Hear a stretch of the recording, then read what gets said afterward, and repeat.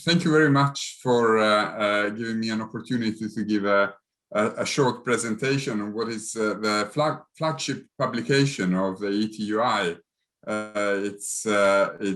It's now in its second decade. It's been published by the ETUI and the ETUC jointly for now 20 years. The big topic, the big message of benchmarking Working Europe 2020 is that the responses to the COVID-19 pandemic have been new and they have been robust, but they have come at great expenses for the public purse across Europe.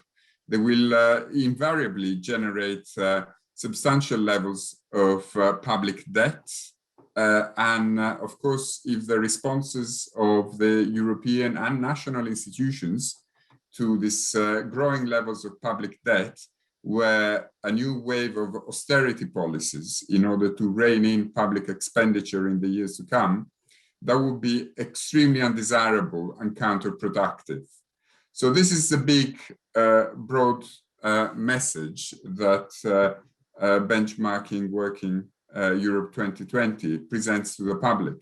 Now, within benchmarking Working Europe, we tried to assess in greater detail these national and European responses to the COVID-19 crisis. And we explored a number of very original responses ranging from the extensive use that was made of a short-term working scheme and other income replacement schemes that at some point at the peak of the first wave of the pandemic were supporting more than 40 million workers across the European Union. And that was something that was completely unprecedented in the recent history of the EU, in stark contrast with the responses that we gave to the high levels of unemployment in the previous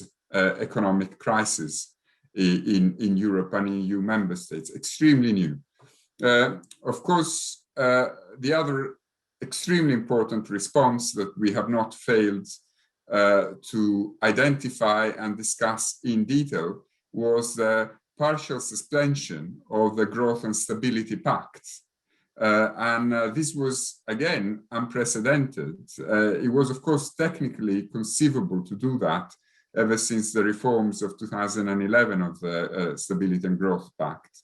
But the mere fact that it was suspended, the mere fact that the EU allowed for a greater use of state aid to support national economies that were clearly struggling are important indications of the fact that the previous macroeconomic dogmas that have shaped Europe for the past 2 decades and a half are really no longer sustainable.